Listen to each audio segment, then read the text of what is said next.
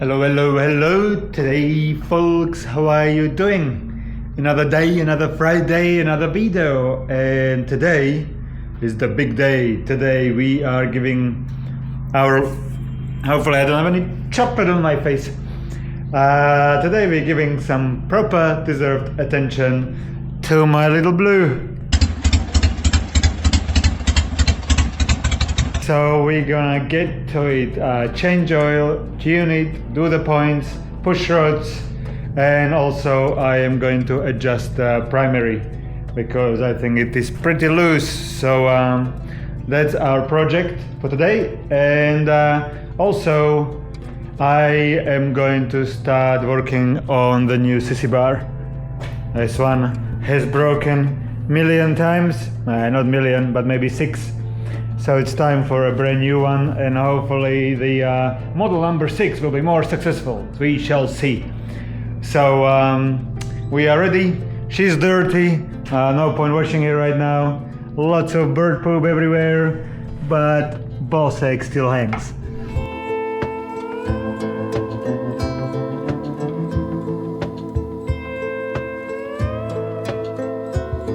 I was going to be lazy. I didn't want to take the brake pedal off, but I have to because the spring is resting right on the joint of the cover. So yeah, I have to take it all apart. Baga. Never mind. Who said things are easy? I should give it a little bit of a clean though because it's pretty oily. I have a piece of wire which I just tied up to make a little noose, little lube, and let's see if we can hook the spring. Yep. Maybe I should put it back down on its weight first. Is this gonna work? Yep.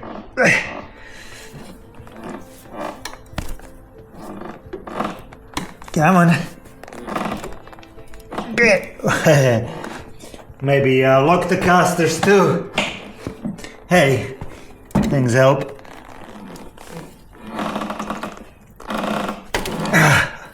Cool. That's off. Little loop helped. And now we can just get to the pedal. I could go get pliers, but or a socket even, but fingers are as good, aren't they? Just wedge it between the body of the engine and the nut until it comes loose. And there it is. One loose brake pedal. Cool. You can relax over there. Spring, dirty spring. I'll give it a little bit of a brake cleaner whiz before I put it back in there anyway. But for now, you move.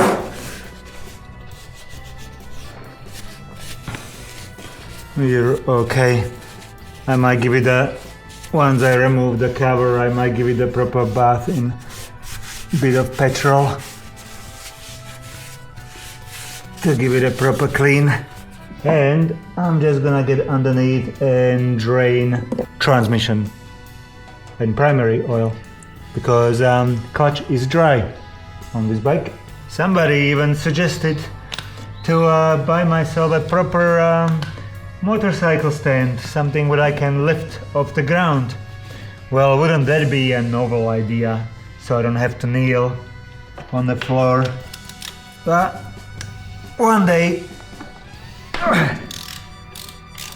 when I'm rich and famous, this is a little dolly I made just from some 4x2 and couple casters and bit of ply. So that'll do for now. Okay.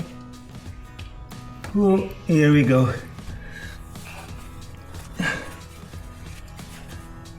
Nice black oil. That's what you want. Oh, you can see how much debris, not debris, but it's metal filings on the little magnet. Wow. That's not what I wanted to see.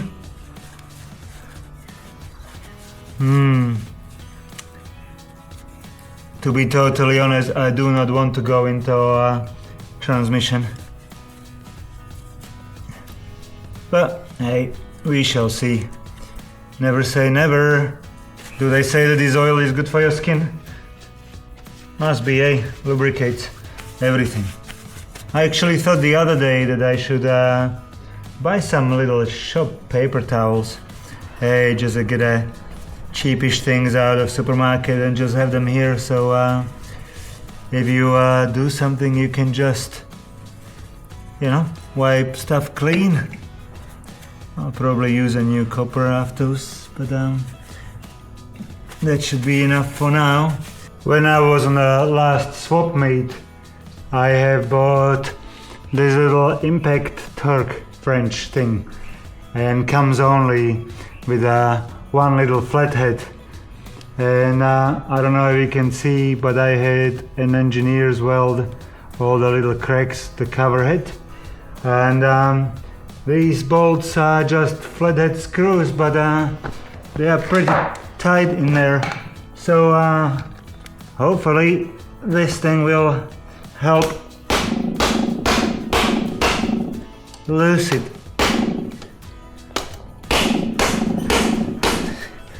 Cool.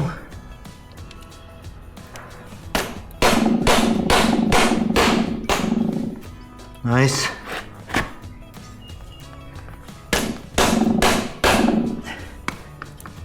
That works beautifully. Wow.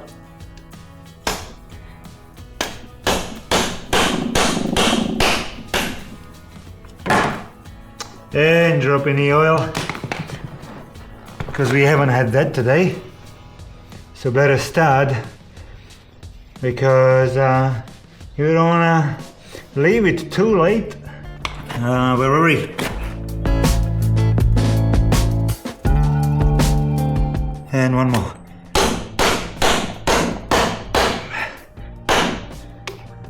Nice. Cool. All bolts are loose.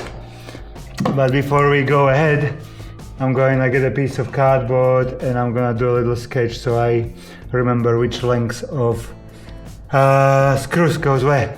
Alright team, here is our little handy template of my primary. And I'll just put it here and take all them bolts away. I haven't taken this apart since I first built this motorcycle, so it'll be interesting to see what it is like inside.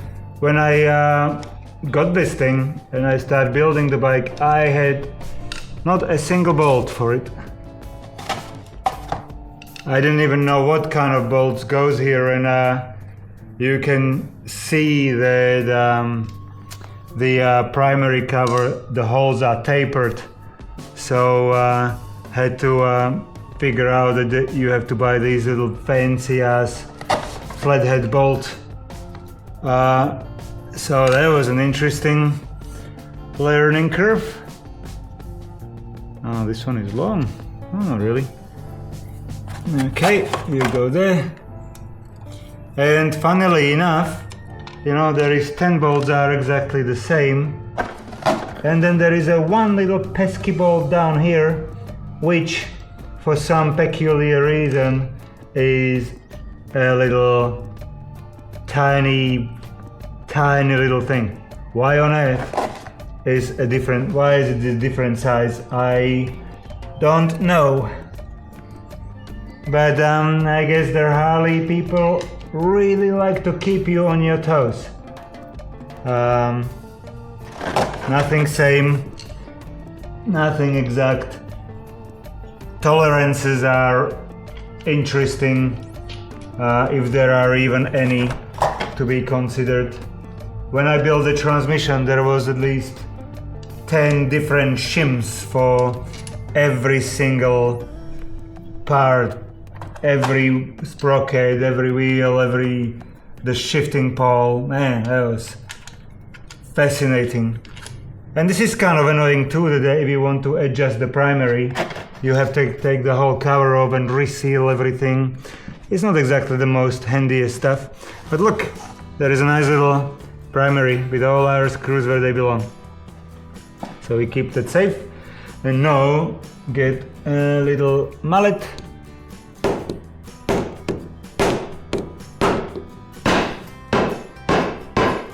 Here she comes.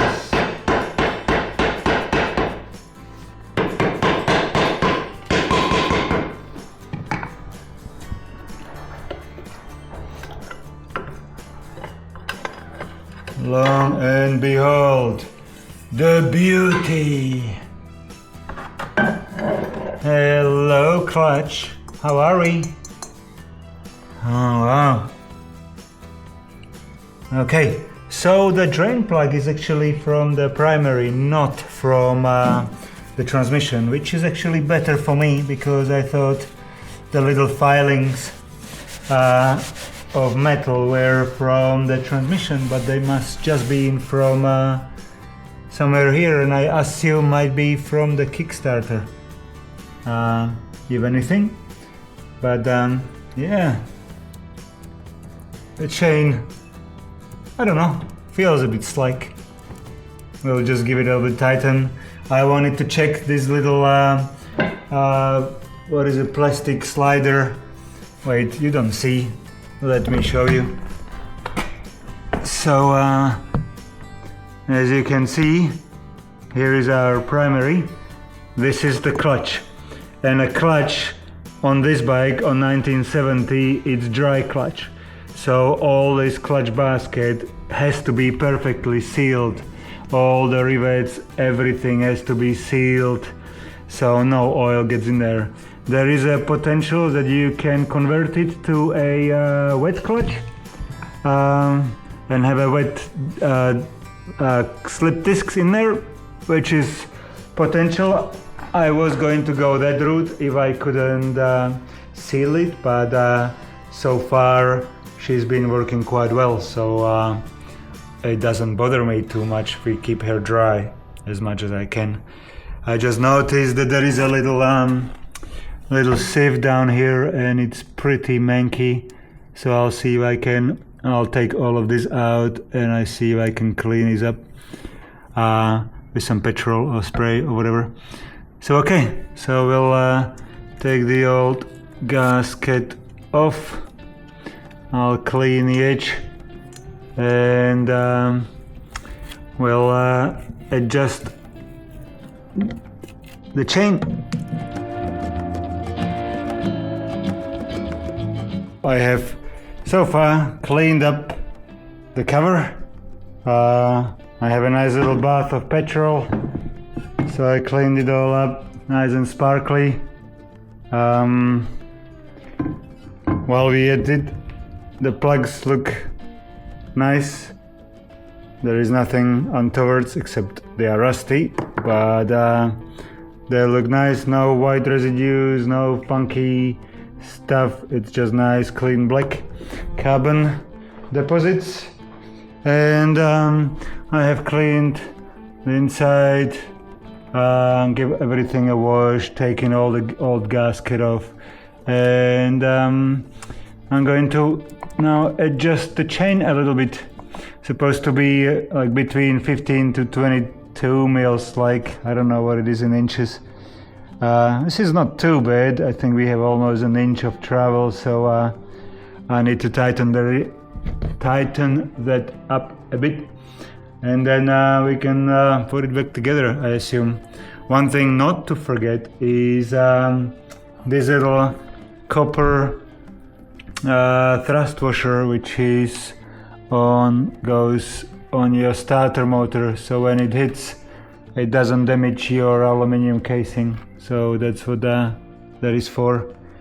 And yeah, so far so good. Famous last words.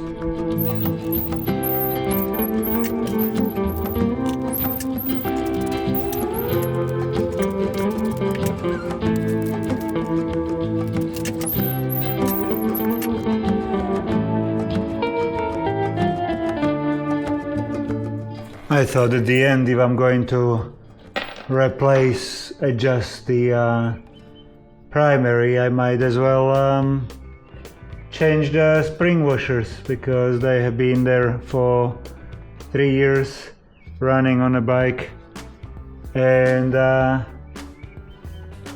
thought might as well give it a nice little fresh ones so they hold out. So I try to find in my manuals torques for tightening up the bolts, and they are none present, so I'm just eyeballing it, but it'll be good to give it at least new spring washer, as I said, so at least something.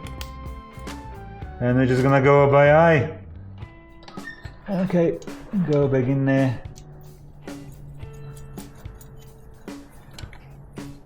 Ah,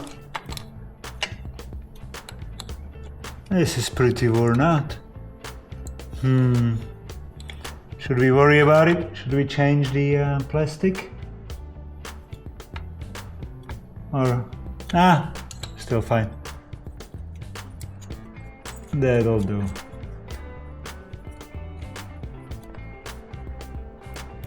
Okay. Tighten it up. What's our chain travel?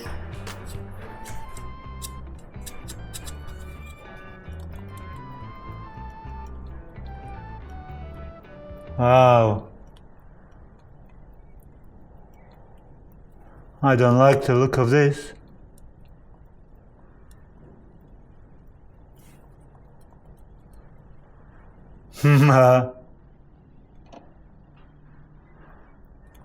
Why is it so wobbly?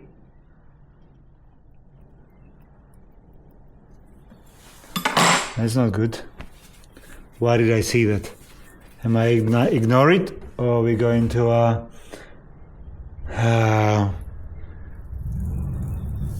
get in there? Shit. We have a problem, Houston. I'm not that kind of guy who can let something go just like that. If I see what I see, half of me kind of tempts me, I'll be fine, just move on, just put it together so you can go for a ride. But if I ignore the problem just gets bigger and can cause way more trouble so later on. So I'm actually quite happy I have seen this. I'm not happy, sucks, because I thought I can go for a ride. Well, maybe not today, it's quite late, but maybe tomorrow. But it's not going to happen. Fuck, that sucks. As you see, the whole clutch basket wobbles.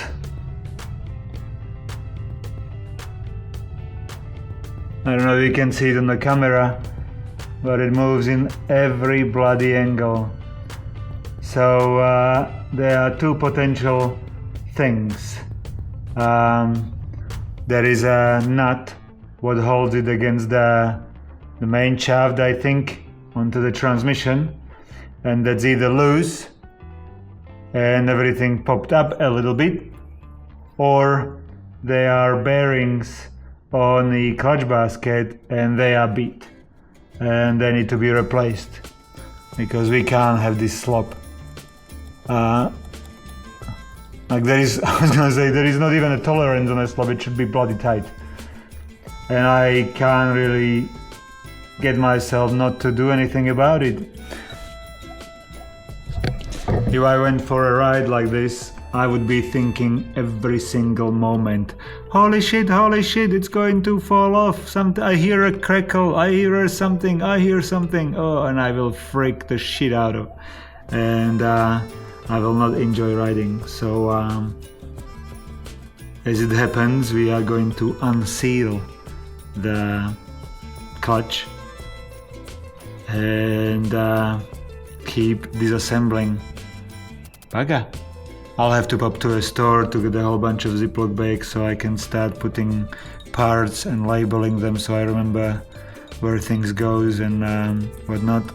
Taking things apart and putting it together in the same day or a couple days separate, it's okay, but having a, you know, if I have to order new bearings and press them in and all that stuff, that it's gonna take some time and I don't wanna forget things, so need to go get bags, and tomorrow I'll get into that clutch basket, see what's happening there.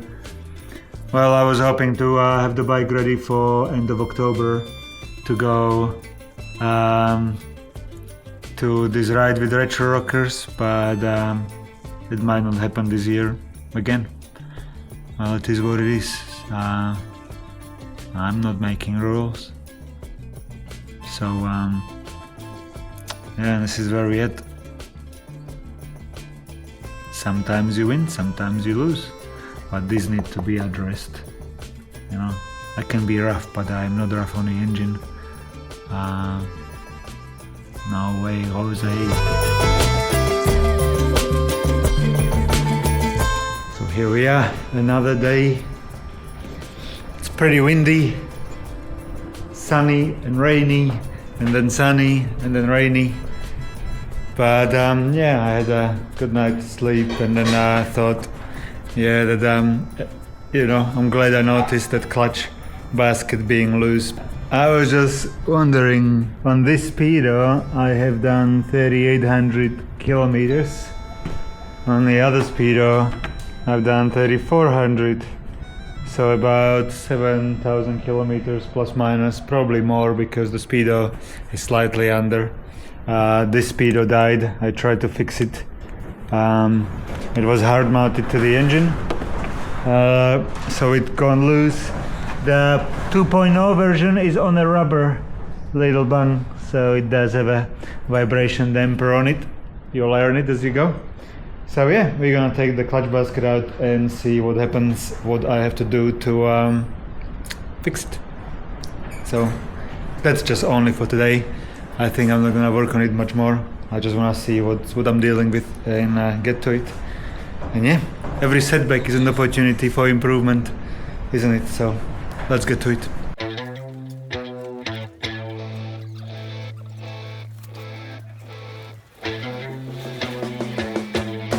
Well, I am pretty sure that I should not be able to move the nut by my fingers.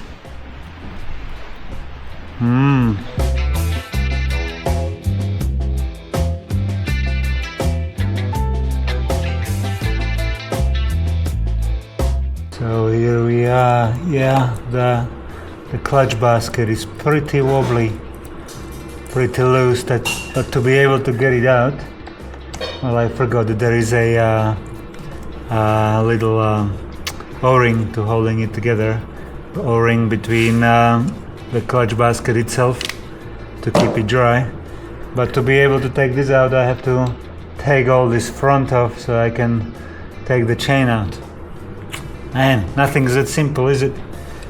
But at least we can clean all the little remnants of oil out of here and give it a nice little bathe in the petrol. Well, somewhere, let me get up. Somewhere I have hidden a little, I can put this away, out of the way. Somewhere I have my magic tool I have made just for this particular reason. I have a piece of square pipe with 2 bolts in there. which should fit right inside here to be able to undo all of that. And now when I think about it, I think I had a piece of scrap metal somewhere here which was slightly bent, and you can wedge it between the sprockets so they stop moving. Alright, so we have a couple pieces of metal, and let me sit down, and we should be able to slip that between the teeth over here. So when I put my tool on, I can actually undo it without flipping around.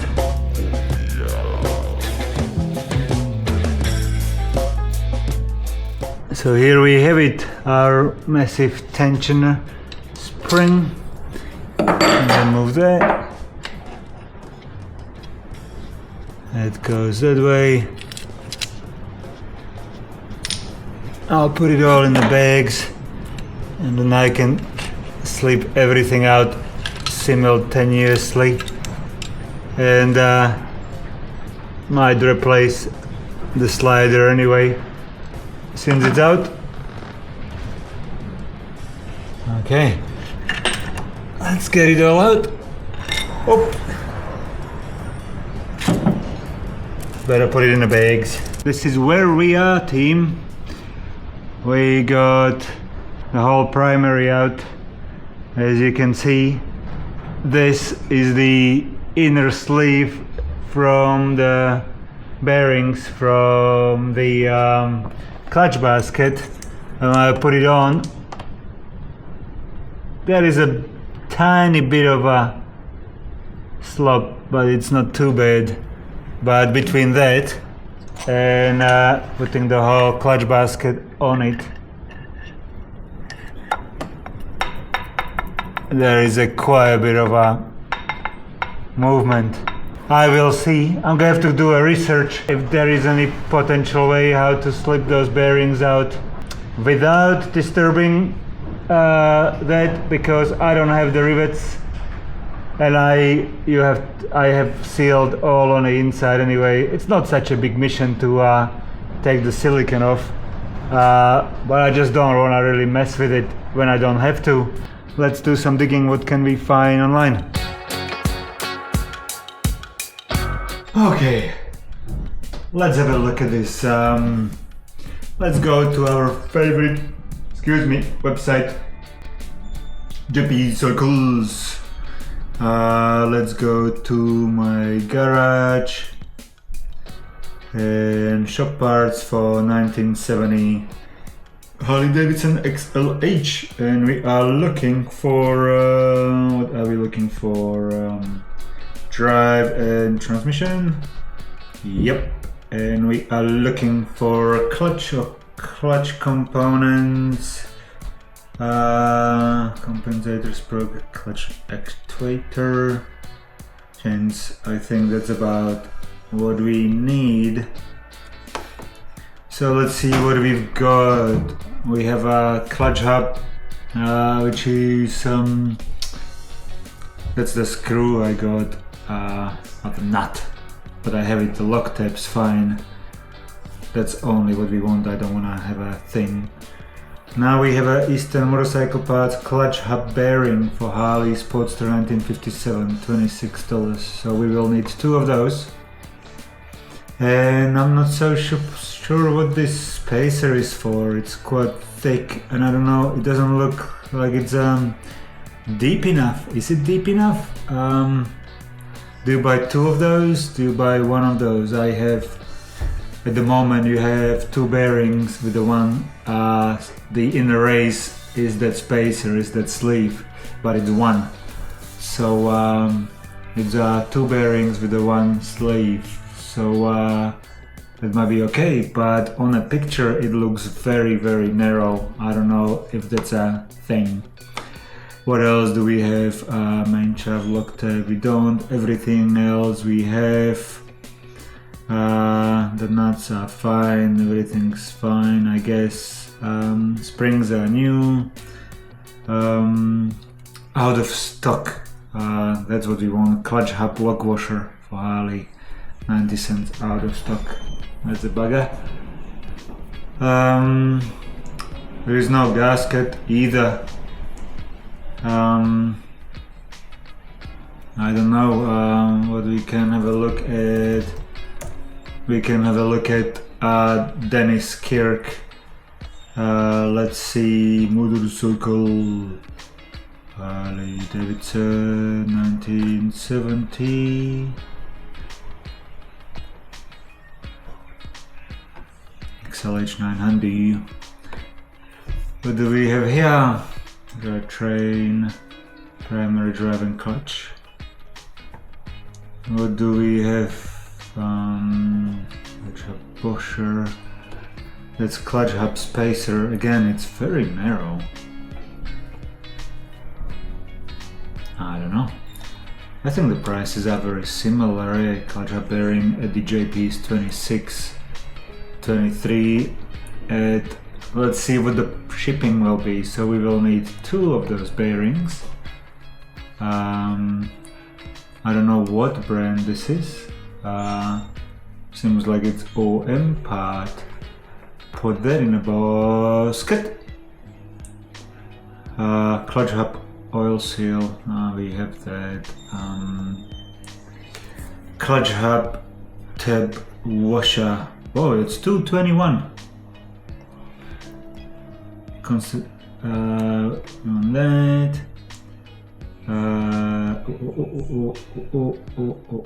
Clutch cover gasket, that's what we want. So let's put that. Let's get 2 of those in. Clutch seal, let's get 2 of those too. We have that, and we are looking for this sleeve.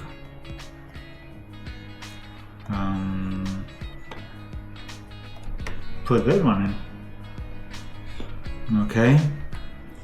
And then I think that's all. We have primary gasket, we have some. Okay, so let's have a look. We check clutch hub bearing. Quantity back ordered. They don't have it anyway, so that puts us back into the JP Cycles basket. Bye bye, Dennis. So what do we have? Should I get 2 of those, or is one of? Oh, I don't know. Anyway, I'm gonna do some shopping, have a look around, have some digging. JP Cycles, at least they have a 1 solid shipping rate, so that's okay. So stick with that, and I'll have to go through stuff I have in my boxes. So that should be right. Alright, never mind. This is where we're at. Do some shopping and then wait. Okay, back to the garage. Alright team, I will stop this video here because we're waiting for some parts. As you saw, I have ordered the bearings and the inner sleeve. If that inner sleeve is not gonna work, I decided that maybe I will turn it out of a solid block and try to be as precise at it as possible. I don't know if my little lathe is capable of being such precision. To have an outer and inner race perfectly parallel. I'm not so sure, maybe not. I could make it out of mild steel and then heat it up and use my little cherry powder to carbonize it or whatever it does to harden the metal. But hopefully the sleeve I bought is it'll fit. If not, I'll have to research something new. But I had 2 parcels arrived today, and so we'll finish the video with a bit of an opening. So let me get organized and let's have a little look-sees. So this thing, what I got, is actually a tool. So I was looking for the blind hole bearing remover, and what you could buy it here, it has dies only to about 30 mil, maybe 32 max, but online I have found this different die which goes to 35 millimeters. So this is our die. So it's just a cylinder split into 4, and then you have a pin which goes into the front, and it opens up these jaws. Little handle. So that's the pin, and we shall see. There is a tiny little lip what usually goes through, and then you spread it and pull it. So we shall give it a go. So this is 35 millimeter, so hopefully it'll go. The reason I'm talking about it is that follow me, is that so this is our bearing. The inner sleeve comes out, and what we are exposed with is the little needles. So hopefully this thing, oh, it slips in. Cool. So I'll have to see if I can spread the jaws, and hopefully they will catch. I have to get it right between those two bearings and then pull it. The second one might be trickier, but hopefully it'll work. Hopefully this little tiny lip will catch on something, and we can pull them out. This is what I'm excited about. This big box. This is from Revival Cycles. Again, it's in the States. I quite like this company because they build all different capper racers and different bikey things. So I mentioned before that I got my moto gadget things from there. I actually found a Stormin bikes in Palmerston North, which are dealers for moto gadget. They get stuff straight from Germany. They actually have really good prices, so I highly recommend it. I think the fella's called Norm. So if you want any moto gadget, like the M unit was really good price compared to getting it from the States. And it's in New Zealand, so you don't have to pay shipping, so that's amazing. As I mentioned before in the videos, I get the cable kit for our negative and positive. From them comes with a solder, hinge rings, and I think they are dual hinge rings. They have the like a sticky inside, a few terminals. So that's the start. I was so excited about these because these are my spark plug cables, and well, I make them, and they're gonna be different. So front cylinder, I don't know, it's gonna be one color, the other color, and because the whole bike is gonna be kind of greenish, yellowish, like a New Zealand nature, New Zealand bush. So I got 2 different spark plug wires, and it comes with little crimps and things. And I have only one boot. That's not good. Hopefully it's in a bag somewhere, if it was open. If not, I'll have to message them. This is what I like, the Revival Cycles. This is a nice little wiring, like you can wire everything. You have your red and black wires for all your primary negatives and things. You had your main fuse, and then all of these Oh, they don't have it anymore. Oh, you have just a bunch of, wires.